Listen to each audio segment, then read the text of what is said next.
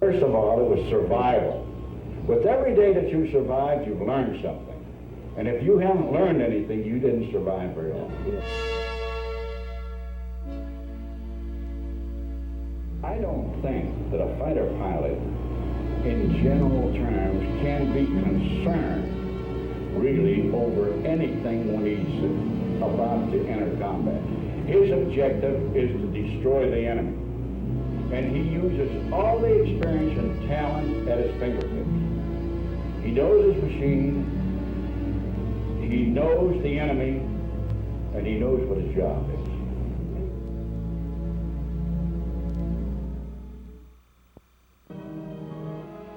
On December 17, 1903, Orville and Wilbur Wright made man's first 4 controlled flights in a powered airplane. That day, they lifted the world into a new dimension. What the Wrights had achieved at Kitty Hawk barely evoked passing attention in a nation whose people were absorbed with the problems of a dynamic new age.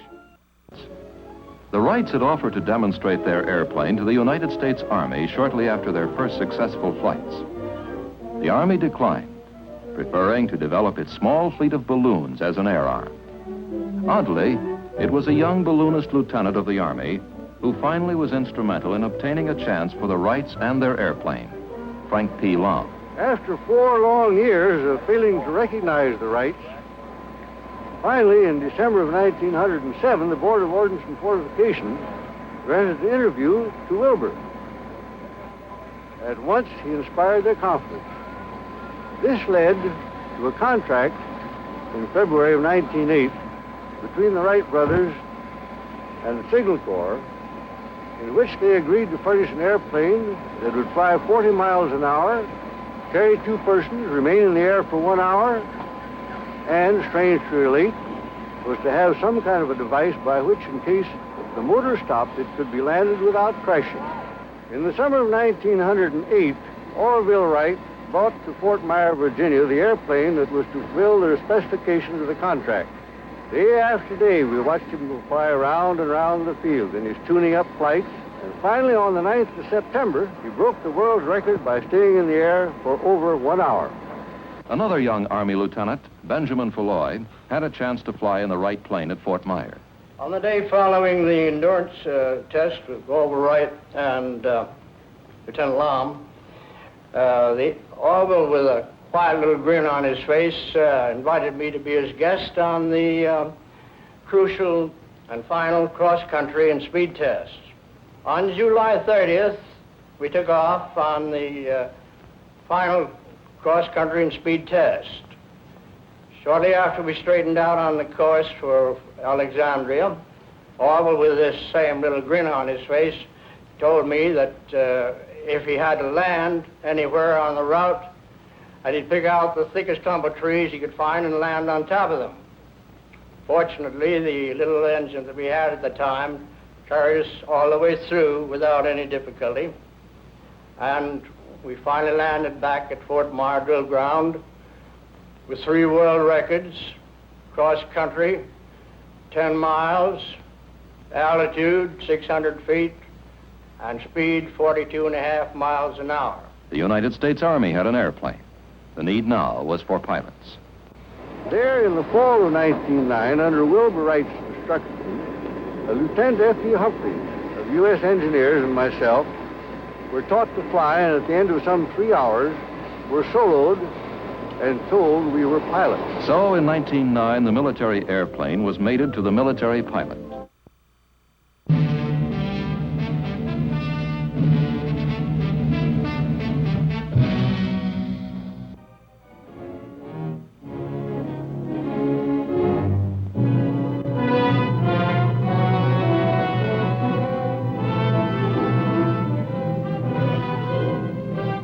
From a pistol shot at Sarajevo, the first of the great modern world wars exploded. And almost overnight, all of Europe was engulfed in conflict. The airplane was put to work just as the U.S. War Department spokesman had prophesied, as observation and scouting craft. The source of peril lay in the artillery, machine gun, and rifle fire, scourging the entrenched troops from across the wasted land. But in the air, Allied and German pilots often waved to each other as they passed on their observation missions. Then, instead of the courteous wave, the opposing pilots began exchanging pistol fire. Presently, the first crudely mounted machine guns appeared. Now the frantic race of inventing, improvising, adapting, and refining aircraft equipment began. Quickly, the Germans countered the hand-operated machine gun by installing upon their aircraft the invention of Tony Fokker, a machine gun synchronized to fire through the aircraft propeller. A paramount lesson that the Allies were to remember a generation later was being learned in air warfare for the first time. No design capable of still further development could be frozen.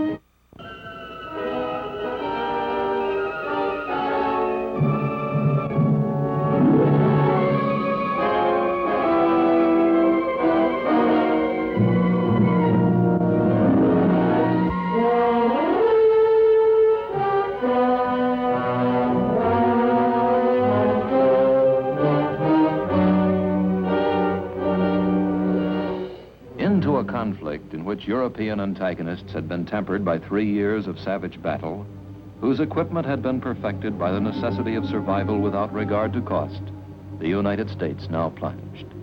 It was the world's 14th ranking air power, with only 28 airplanes, 65 pilots, supplemented by 50 flying students. Its Navy combat air arm was even smaller. Its industry lacked integration. The nation that had allotted Benny Falloy $150 in 1910 for maintenance of that year's Air Force promptly voted $600 million to fulfill a plea by the Allies to have 5,000 airplanes and 4,500 pilots on the Western Front by the spring of 1918. Believe me, we were far from ready. I was a rookie cadet, I ought to know. They gave us wooden guns and told us we were going to turn the tide. You know, in a couple of weeks, we began to look as though we might do it. For training equipment, we molded our own bombs out of plaster. Pretty soon, we trained with the real things, Lewis machine guns. Having met the requirements, we were issued leather flying togs and helmets. Assignments were made. We got a chance to fly.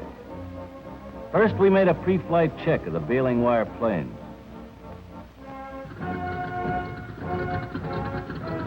Then we tried our wings.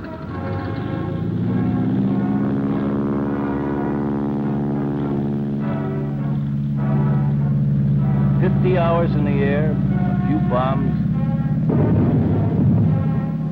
We were checked out, ready for advanced training overseas.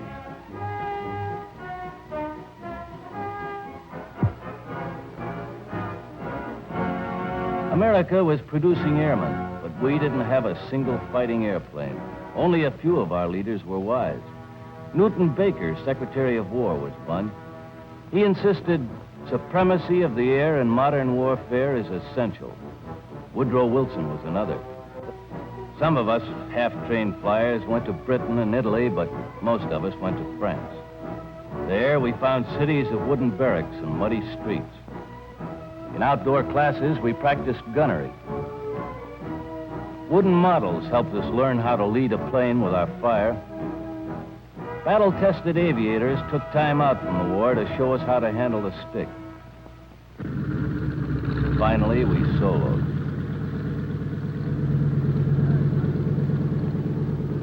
first ride was always a thrill and a bumpy experience. However, it was much easier to talk about turning the tide than to produce fighting aces overnight, even if some of us were lucky.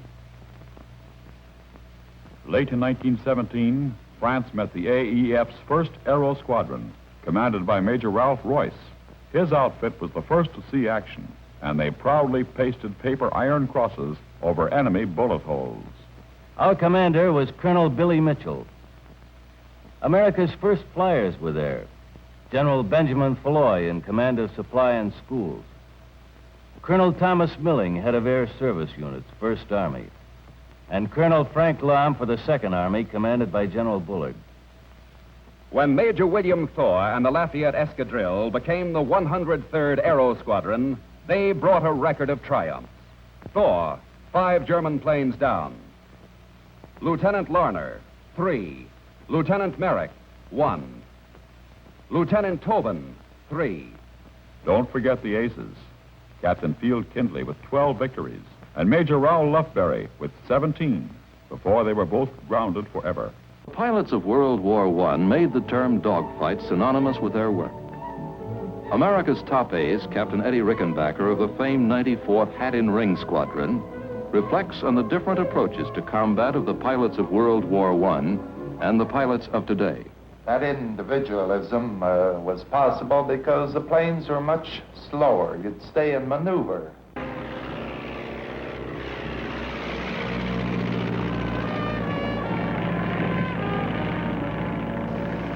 When it was flown properly by a man who knew how to handle it, I don't believe there was a more maneuverable airplane in the war than the Sopwith Camel, except possibly maybe the German Fokker triplane. That war was probably the first time that there was an opportunity to use an aircraft of any type for wartime purposes. I flew Sopwith Camels. Colonel George Vaughan flew the legendary little fighter against Germany's best and became America's 4th-ranking World War I ace.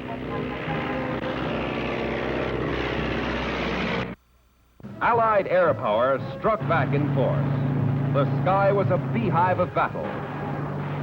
We overwhelmed their air defense, winning and holding air superiority. It was almost the same a few weeks later in the Meuse-Argonne offensive, where we bombed with telling effect in the most notable aerial effort of the war. November 11, 1918, closed a chapter in the unending story of the United States Air Force.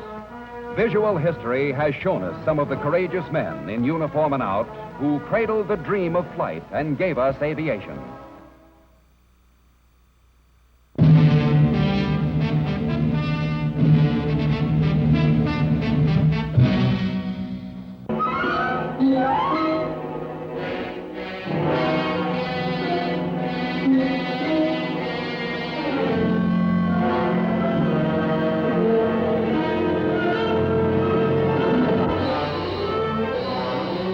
Wave after wave of enemy planes bombed American aircraft and units of the Pacific Fleet in a treacherous attack which achieved perfect tactical surprise.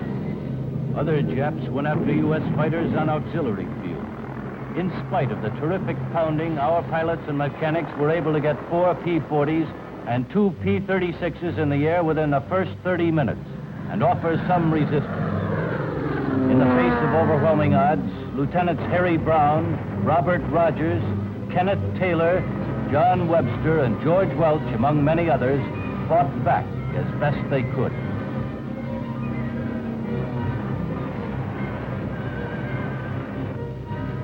The Jap squadrons returned to their carriers with a loss of only 49 planes, a cheap price for so great a victory. At the end of the single air attack, the United States had suffered a crushing blow, and the nation was at war.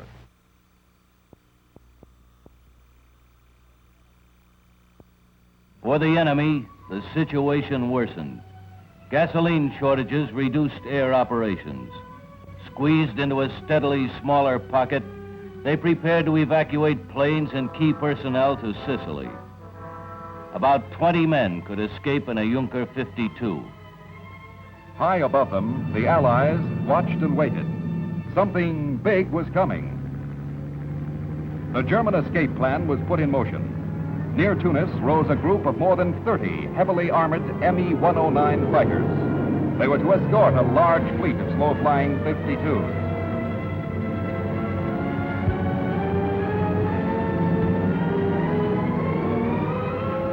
The hop to Sicily was a shuttle run of about 100 miles, less than an hour. 100 strong, the transport stretched in a long line on the deck, headed for their Sicilian sanctuary. They didn't get very far. As soon as our 57th Fighter Group spotted them, Captain Jimmy Curl's squad of 13 P-40s dove on the enemy to split them up.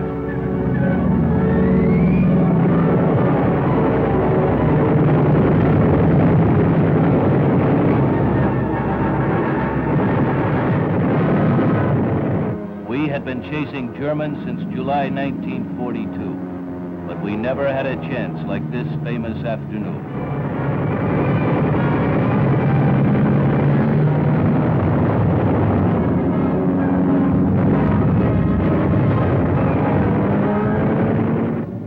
Down below, the transports droned on. If their luck held, the Germans might make a getaway.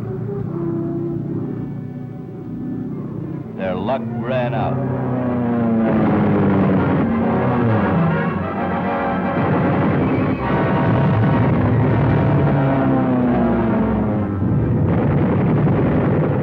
The tail-end Charlies of the long escape line took their chances on getting back to their Cape Bon airdrome.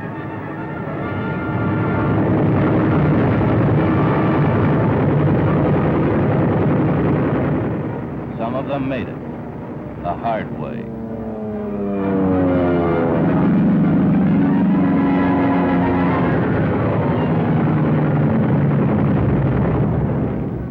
When the attack was over, we had destroyed 58 transports and 18 fighters. Lieutenants Duffy, Powers, and Cleveland each clobbered 5 transports. From then on, we sat over German airdromes and dared the Luftwaffe to come up. In the Pacific, fighter operations make headlines. Colonel John Mitchell plans a bold, daring mission to shoot down the commander-in-chief of the Japanese Imperial Navy.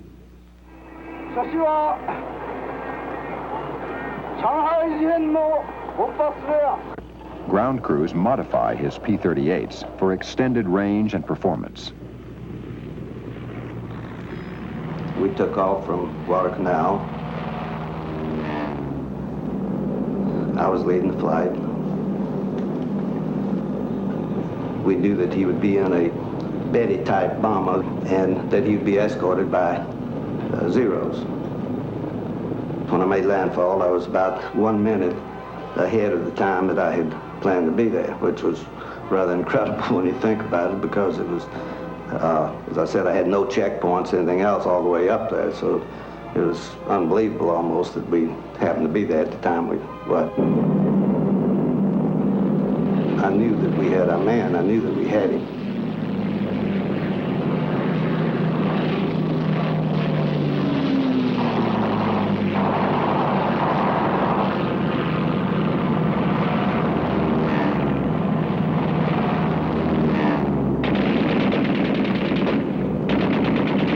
So, of course, as soon as this happened, we got the hell out of there because the mission was accomplished.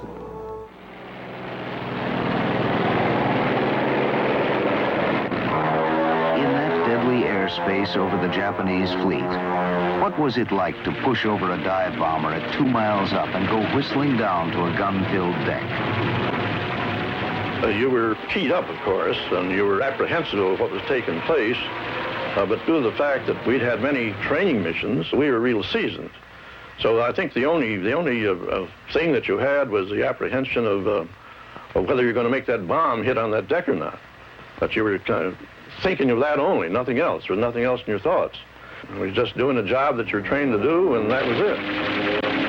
Bob Ryder, radio man and gunner, tells how it looked from the rear seat. The radio man, normally, call out the altitude to the pilot as he's coming down. 9,000, 8,000, 7,000. And at 2,000 feet, you'd holler drop. But then we'd level the plane out. At this point, you were beginning to look out for this heavy flak. And you could see this pattern of explosions behind you, and you could hear this old bulldog-type sound going woof, woof, woof. If you tell the pilot to pull it up, and this woof, woof sound would go underneath it. For the fighter pilots, even though they worked in teams, it was still, in the end, one man alone in his plane.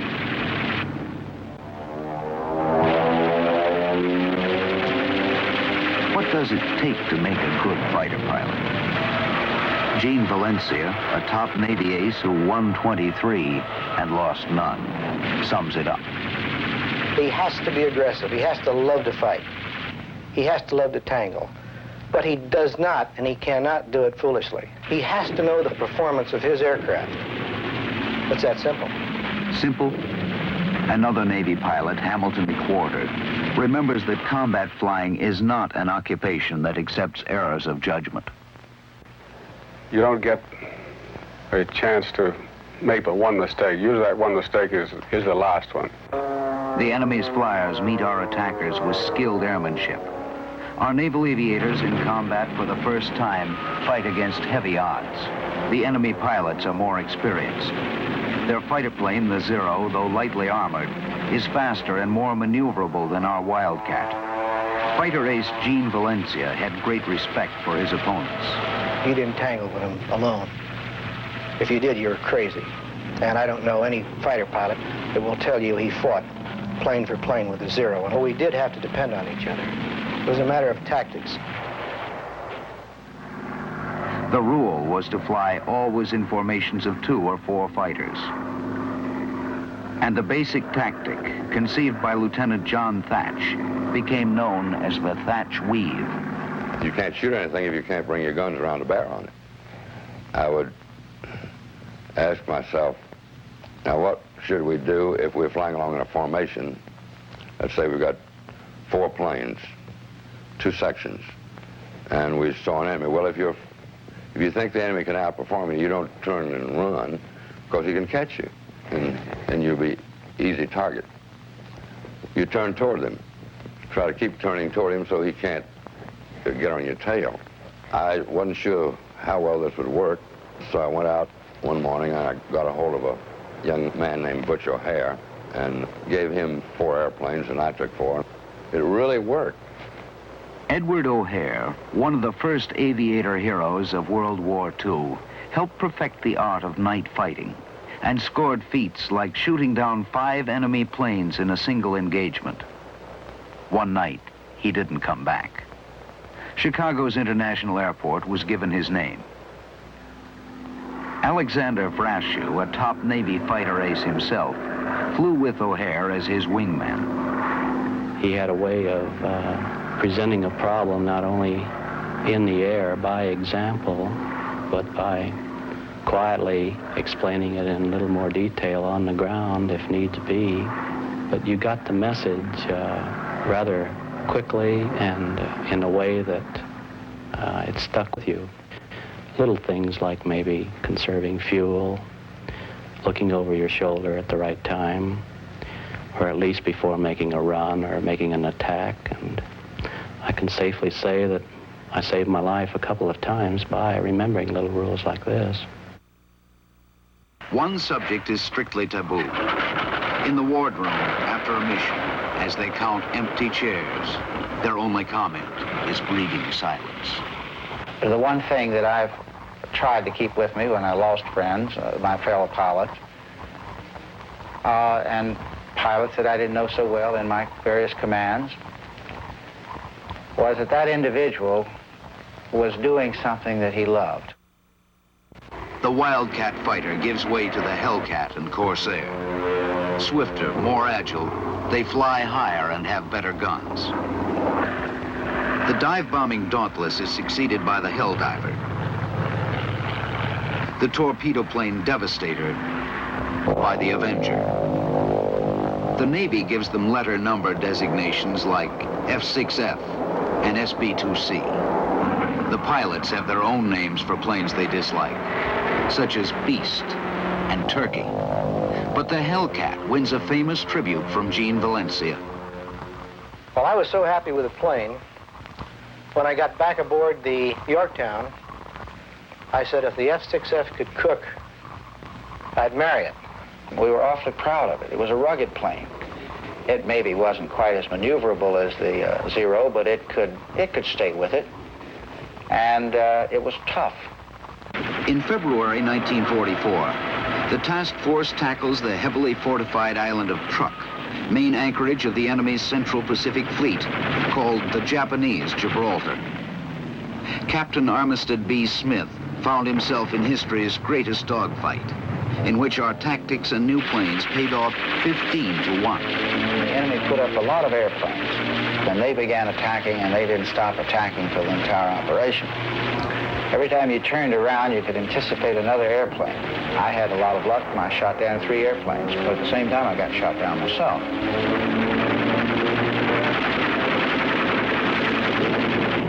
At Truk, as in other Pacific battles, submarines aid in picking up downed aviators. Retired Rear Admiral Richard O'Kane skippered the Tang. About noon on the first day, we received the first report. By the time the Tang finished the job, it was on course for Pearl Harbor with 22 very happy downed pilots on its passenger list. As far as I know, and I've inquired, every lad that came down alive was rescued. There were no prisoners taken. Moving closer to the Japanese homeland leads to one of the great Navy legends, an overwhelming air victory that a flyer nicknames the Marianas Turkey Shoot. Later in the June afternoon, Mark Mitcher sends his flyers after the retreating enemy at extreme range. Alexander Vrashew was one of those flyers. I know that a lot of us gave a salute as we were going across the deck, because we figured that that was the longest carrier strike. It just didn't seem too probable that some of us may get back. So, but we went into it with that realization, and before you know it, the 2 hours passed, and we hit them somewhere around 6:30, just before sunset. Mission accomplished. But night has fallen. In the dark, hundreds of flyers grope their way home, fuel running low, unable to locate the carriers. Aboard the Hornet, Rear Admiral Jocko Clark gives the word to his carrier task group. Lights on. The task force takes a calculated risk that no enemy forces are within striking distance. Admiral Mitcher passes the order. Across the whole task force, running lights and searchlights pierce the black night to guide the pilots in. We knew that there were land-based aircraft that could come down from Iwo Jima, from that area, and there might be some Japanese carrier aircraft too. But the admiral said just as soon as we got into the wind, we turned on the lights. Alexander Vrashew was returning. I just couldn't believe that anyone would turn on the lights. It was against, like you say, all doctrine. It was against all experience. It wasn't until they said land at nearest base, and then the signal getting stronger, that I was able to visualize that it was, in reality, that very point, that the lights were turned up for us. Among the first fighter pilots to arrive in Darwin, Australia in August 1942 was Lieutenant Bong, a member of the 49th Fighter Group flying P-38s. It didn't take long for him to become known in the air over the southwestern Pacific. Soon after arriving, Bong had 8 victories to his credit. And he had become leader of the 9th Fighter Squadron. As the combined American forces slowly pushed the enemy back toward the Philippines, Bong flew cover for light and heavy bombers, taking on enemy aircraft wherever he found them. With 28 confirmed combat victories, Dick Bong returned to the United States for advanced gunnery training in April 1944. Soon he was back in Australia as a gunnery instructor for 5th Air Force fighter pilots. By this time, the battle for Leyte was going on. And even while the naval fighting continued, work was rushed to put its airstrips back into shape to receive fighter planes. Enemy aircraft, based on the west coast of Leyte, raided day and night. Dick Bong was there, flying missions every day and winning more victories.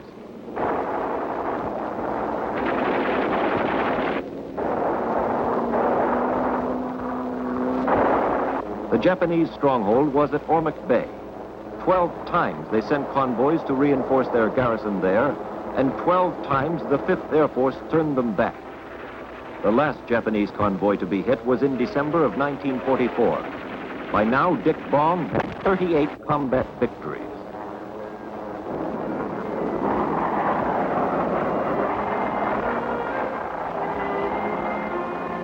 On the afternoon of December 12, 1944, in front of a guard of honor consisting of 12 pilots, each of whom had 12 or more air combat victories, General Douglas MacArthur pinned the coveted Medal of Honor on Major Richard Bong.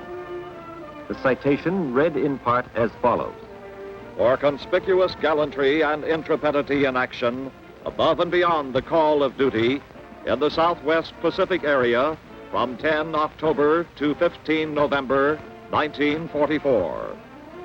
Though assigned to duty as gunnery instructor and neither required nor expected to perform combat duty, Major Bong voluntarily and at his own request engaged in repeated combat missions, including unusually hazardous sorties over Balikpapan, Borneo, and in the Leyte area of the Philippines. During the week that followed, Major Bong won 2 more victories over the enemy. They were numbers 39 and 40.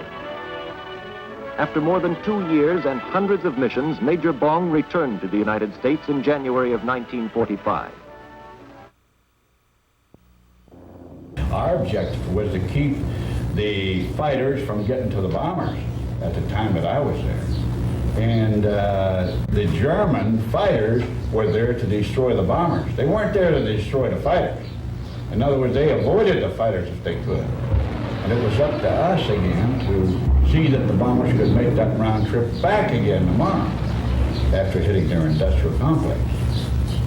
So when you say how good were they, I can think in terms of a 109 that was very maneuverable with a clean airplane. Then I know 109 that had 2 20-millimeter external pods. It wasn't the maneuverable, but it had armament that was set up against a B-17, destruction of B-17s, and a B-24s.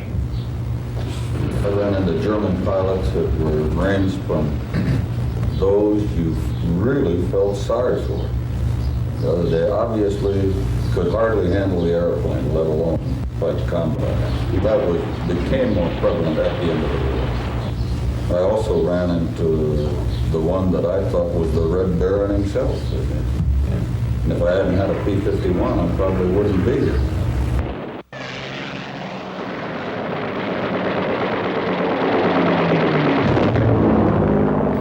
Well, I think your situation back in 1945 was entirely different from what it was in 1943 and early 1944.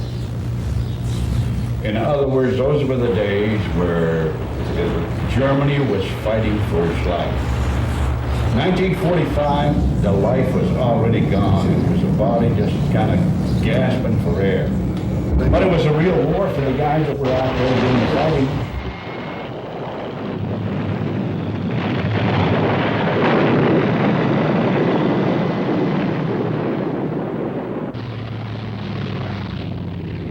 Airplane's an airplane out there. You don't differentiate between a Focke-Wulf 190 and 109.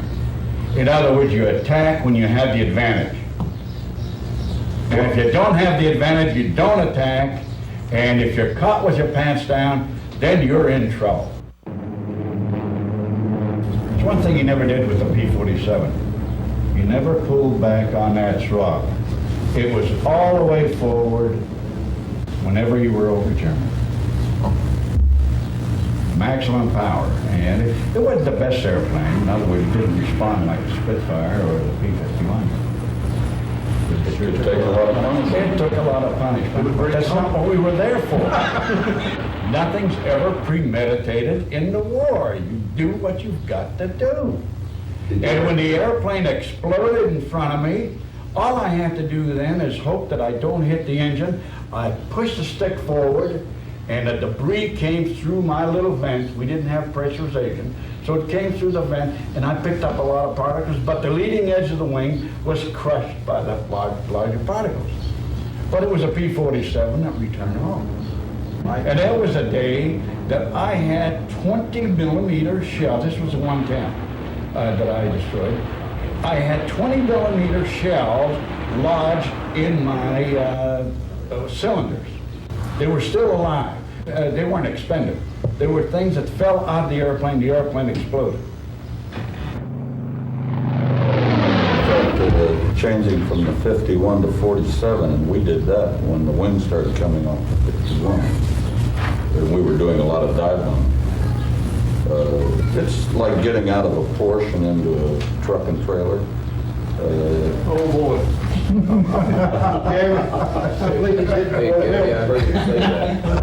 Well, you have to change your tactics. You really do. A P-47. In other words, you can't fly the P-47 like a Spitfire. You can't fly it like a P-51. You got to fly it like a P-47. In other words, it's a good diving airplane.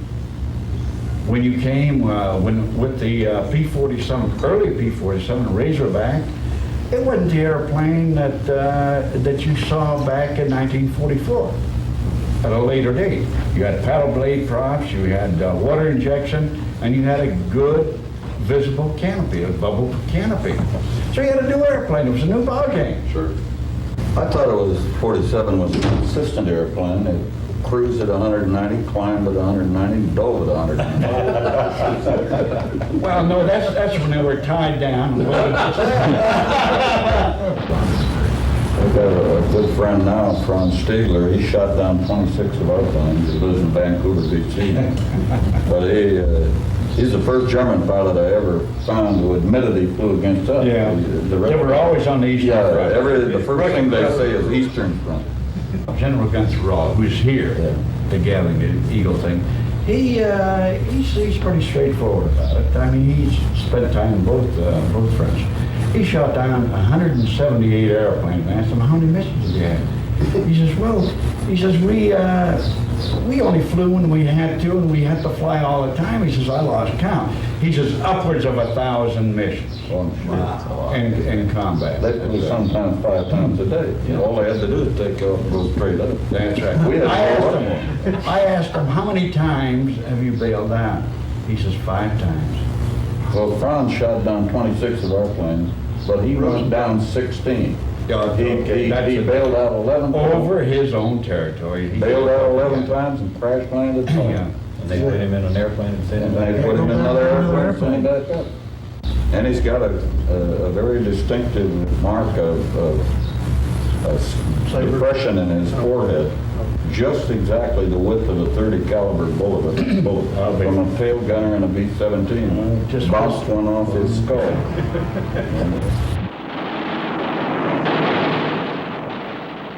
We had some great pilots. You did. We were escorting bombers one day on loan to the 8th Air Force, and we got into a big fight, and everybody got separated, and I heard Glenn Eagleson say, hey, you guys, I'm back at the back end of the bombers. I got 20 of them cornered, and I'm all alone. And he meant it. Yeah. He meant it. We were crossing the Ruhr Valley. Somebody's microphone stopped. And they were singing Marenzy Dopes and Bradley was leading the formation, and he was out of his mind trying to get whoever it was to check the buttons. And he finally said, everybody who can hear me, rock your wings. Well, if you got 48 planes and 47 of them start rocking their wings. Whoever the other guy was, he looked and he started. Hey, that's a great question. And then we started across the Ruhr Valley. And all of a sudden the anti-aircraft came up and the singing stopped like that and you could hear her going, and Bradley says, "Sing now, you son of a..."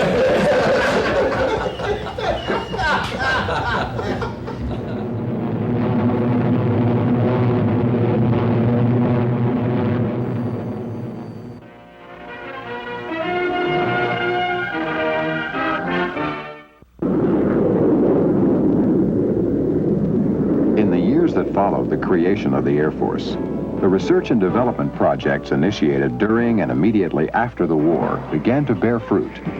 General Frank Everest recalls. Many scientists and engineers said we will never go through the sound barrier. Now, obviously, that was immediately crushed by Yeager, the first guy to fly it through the speed of sound.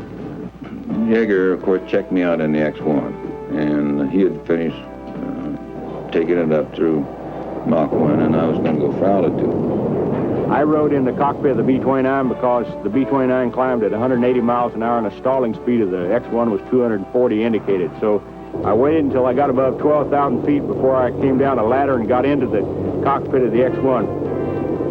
And on that particular flight, after dropping at 25,000 feet and in a slight climb with 4 rocket chambers on, I was sitting there looking at about 9.5, 9.6 Mach number indicated when the Mach meter began to fluctuate and went off the scale. And when it went off the scale, all the buffeting stopped on the airplane. It started flying real smooth, and I got back some elevator effectiveness. The most important thing that came out of the whole X-1 program, we found out that we needed a flying tail on the airplane if we were going to operate in the regions of speed of sound.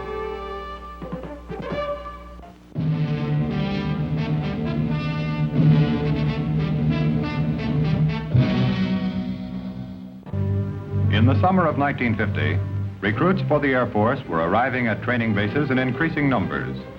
There was a mean war on over in Korea, and so far things weren't going well for our side. The Reds were pushing our ground forces all the way back to the Pusan perimeter. Our air strength was proving the biggest single factor in keeping us from being driven off the peninsula. That air strength had to be kept up and increased. On 1 November 1950, enemy air suddenly re-entered the war in a dangerous way.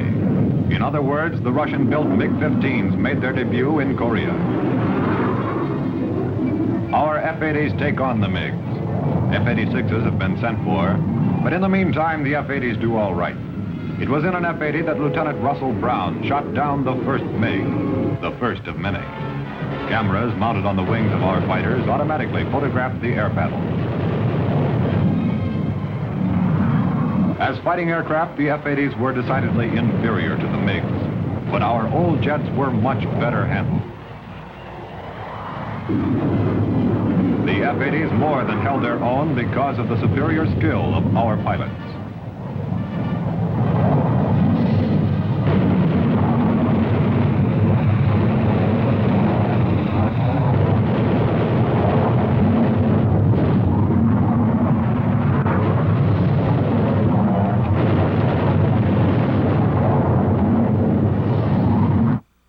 In the middle of December 1950, our F-86s went into action against the MiGs. And now began one of the brightest chapters in the story of our air forces in the Korean conflict. Here we are in the pilot briefing room of an F-86 squadron.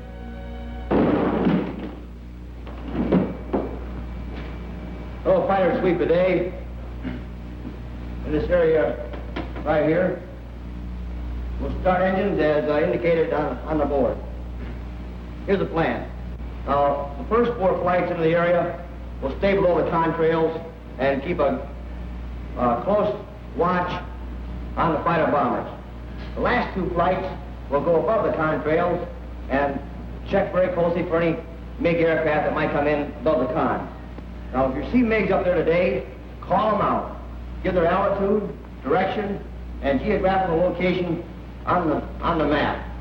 And call it out and then get off the radio. Now remember, once you look around, keep your speed up. And if you do get a bounce, cut him off and drive in range. When you get in range, shoot, and when you shoot, shoot to kill. Anybody got any questions? Okay, let's go get them.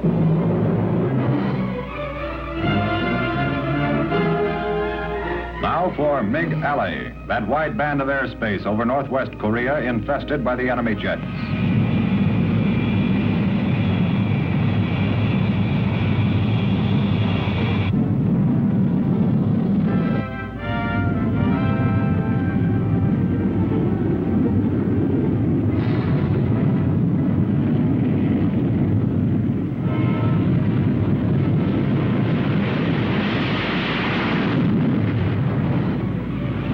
I recall that day the MiGs came out of the Yalu sanctuary and crossed the river, and there were about 16 of them flying together in formation, and I had a formation of 4 airplanes. At that moment, I dispelled everything from my mind with one exception. I was determined to shoot down that lead airplane. That was my 5th airplane. That closed in real close again. Of course, in many of my instances, I flew through the airplane.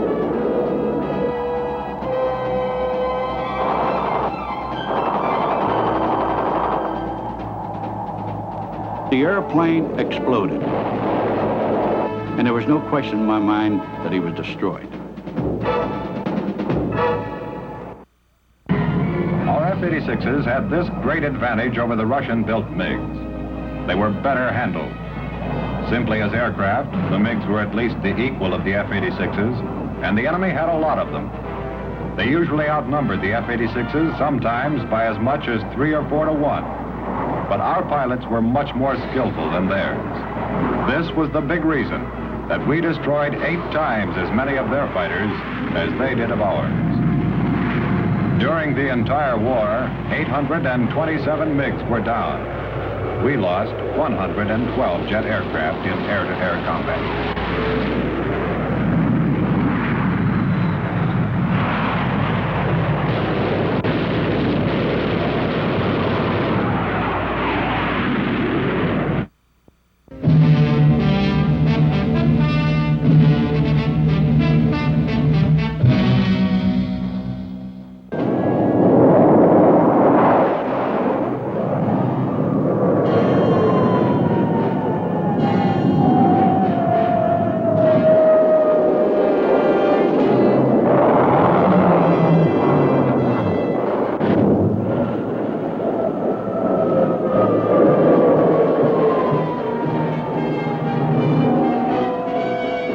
Watch this MiG try to evade our missile.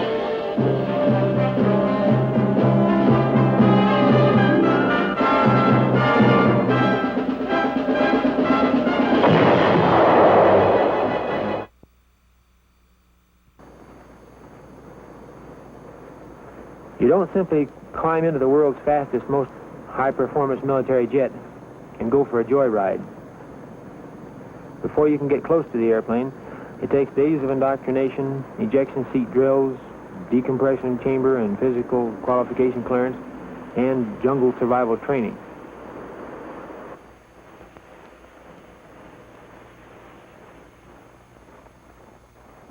But at 18,000 feet, at 200 miles from the target, it's difficult to believe you're in the center of a military conflict with the stillness and sheer beauty that surrounds you. Even the familiar demilitarized zone, the center of bitter fighting, looks peaceful below.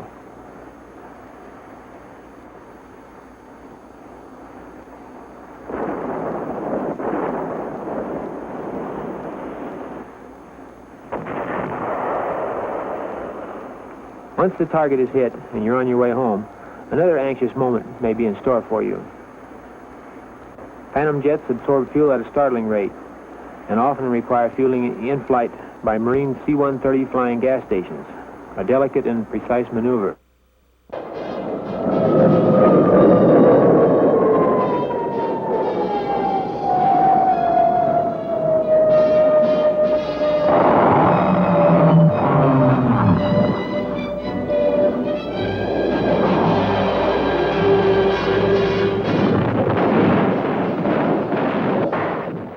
I'm sure Randy would agree with this. There are some things in the air combat maneuvering environment that are always the same, that don't change. There are certain attitudes and philosophies that were the same in World War I, in World War II, and today. There are some refinements and subtleties, of course, in the jet age that certainly did not exist back in the propeller age. But in the final analysis, it's one man in a machine versus another man in a machine. And there are certain things that we could talk about in fighter air-to-air tactics. And we could talk with a World War I fighter pilot or World War II fighter pilot. And the things that we would talk about would be almost exactly identically the same. We have a firm belief at the Navy Fighter Weapons School, the first man to see the other man is probably going to win, and if he doesn't win, he's probably not going to lose, be it on radar or be it through eyeball. Times have changed little since the time of Richthofen, Oswald, Boca, Immelman, Galan, and since the time of McCampbell, the biggest difference that we face is that we only saw MiGs 3 times. At one time, there was a massive MiGs up. But when McCampbell was flying, they had large formations going against large formations. They brought 100 and raised it 2.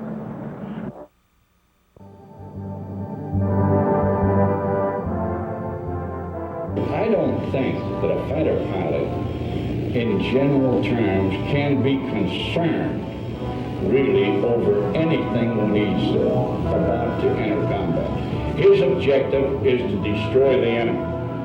And he uses all the experience and talent at his fingertips. He knows his machine, he knows the enemy, and he knows what his job is. And he can go ahead and do it.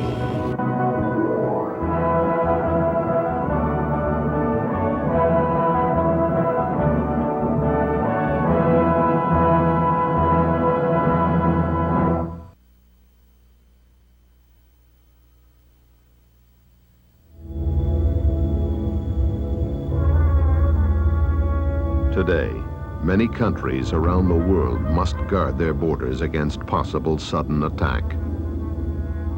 The scene may be much like this, the potential enemy only minutes away.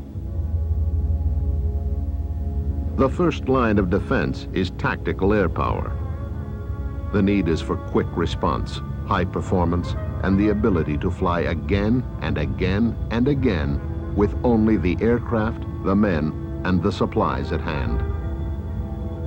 Current generation fighters offer high performance, but most are not as reliable as they need to be.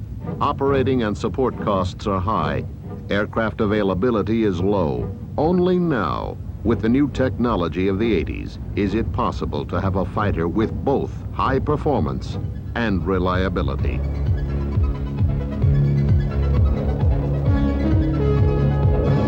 This is the F-20 Tigershark, America's newest tactical fighter. The F-20 is the most dependable fighter flying today, with the performance and modern systems needed to dominate the tactical air combat arena on air-to-air, air-to-ground, and air-to-sea missions.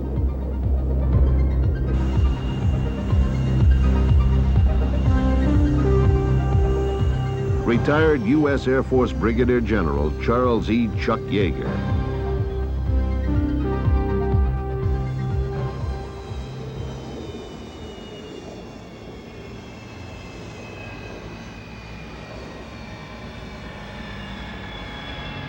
"40 years ago, I shot down my first fighter using a ring and bead gun sight in a P-51.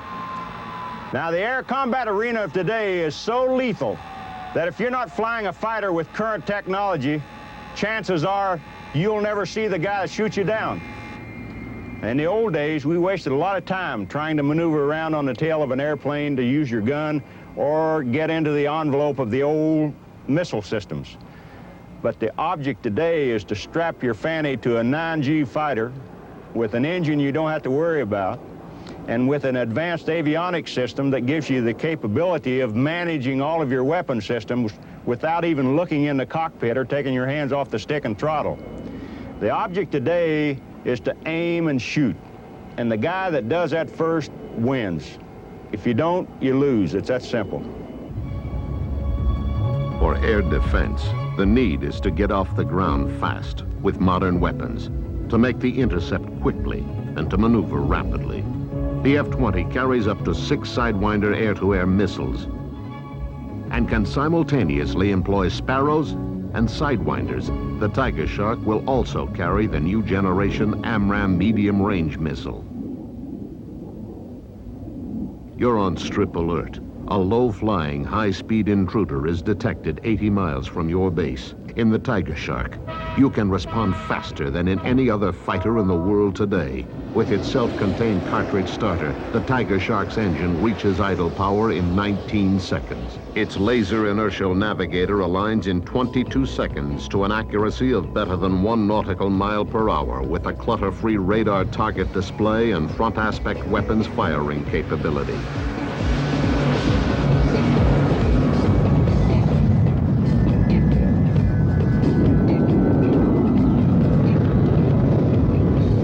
In less than a minute from a cold start, you're airborne, while other fighters are still on the ground and vulnerable.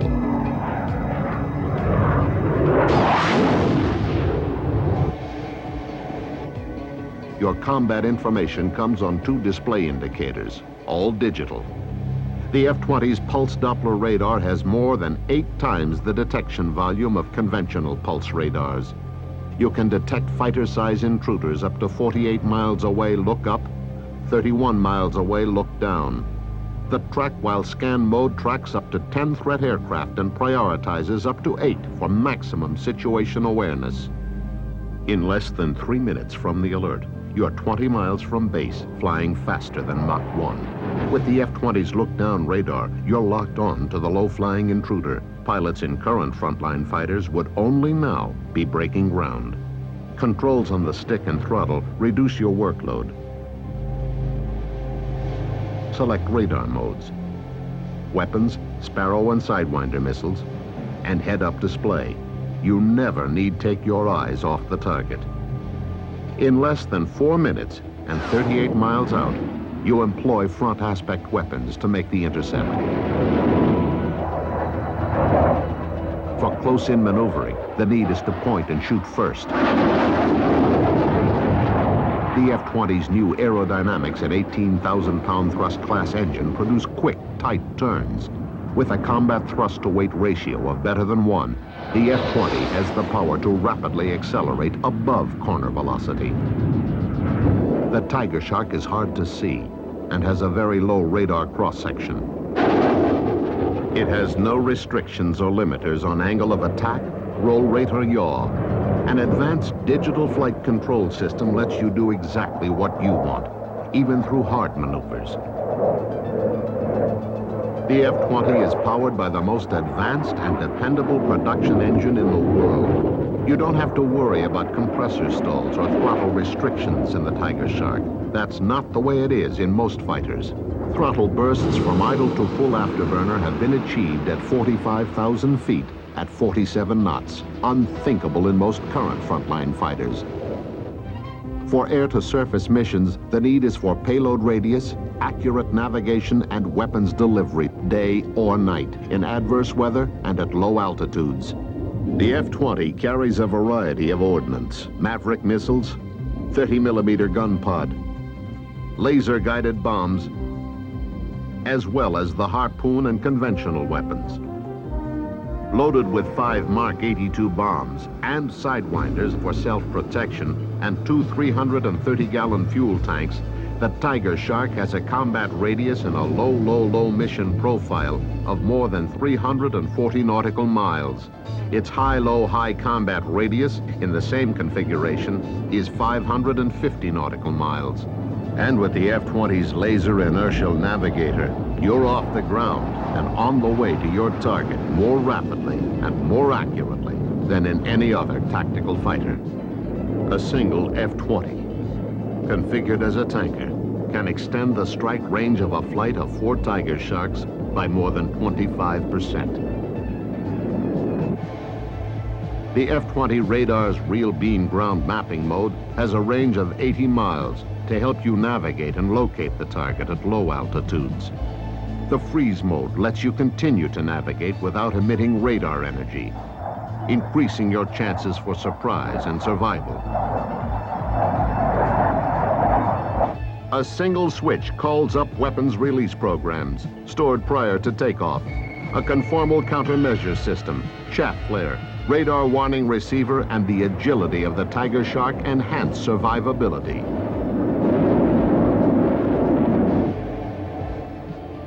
The Doppler beam sharpening mode allows for precise target designation. Used with the night and all-weather CCRP mode, it permits automatic weapons delivery system accuracy of 5.9 mils, or 60 feet. In the visual CCIP mode, system accuracy is within 3.9 mils, or 47 feet. With the F-20's smart avionics or smart weapons, you can allocate your aircraft to destroy a wider array of targets.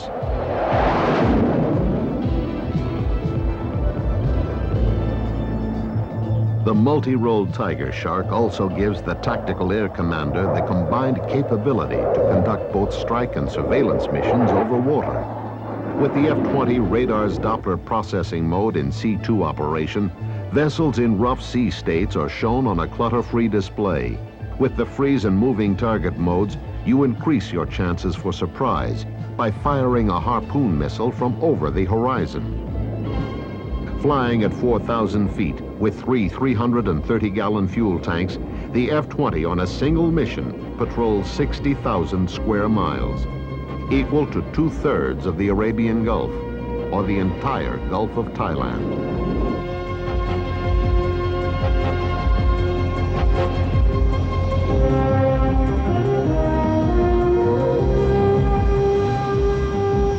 The U.S. Air Force Flight Test Center, where the F-20 has met or bettered all planned performance, reliability, and maintainability objectives.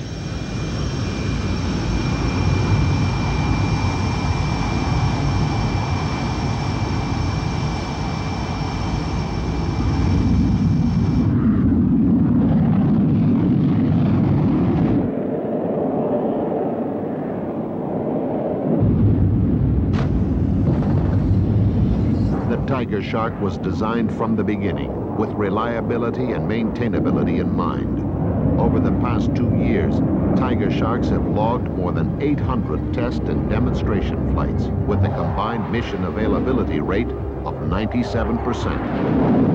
F-20s have been flown by U.S. Air Force and Navy pilots and the pilots of more than 15 other countries. F-20 performance, reliability, and maintainability have been evaluated by the U.S. Air Force, which has overseen the Tigershark program from the start. In late 1983, the Tigershark began a series of weapons demonstration tests and confirmed its ferry range by flying unrefueled from Edwards Air Force Base, California to Andrews Air Force Base, Maryland, outside of Washington, D.C., a distance of more than 2,000 nautical miles. In a recent test at Edwards Air Force Base, the F-20 displayed its unique designed-in reliability and maintenance features.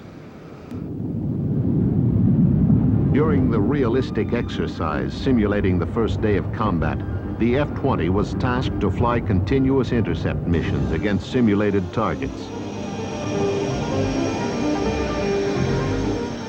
Turnaround time of the Tigershark is less than 15 minutes. F-20s are 50% more reliable than current frontline fighters and need less than half the maintenance and 40% fewer maintenance personnel. In the 12-hour period of the exercise, the Tigershark completed 12 missions. With the designed-in reliability of the F-20, tactical air commanders can sustain sortie rates 40% higher than with current frontline fighters. Modern technology with new levels of reliability produces a new standard of sortie rates, a new kind of tactical advantage. A third F-20 joined the Tigershark flight demonstration and test program in May. F-20 deliveries are scheduled to begin 24 months from go-ahead. The F-20 Tigershark, America's newest and most reliable tactical fighter. By every measure, a new generation fighter with a new generation of modern technology for combat performance and air power reliability.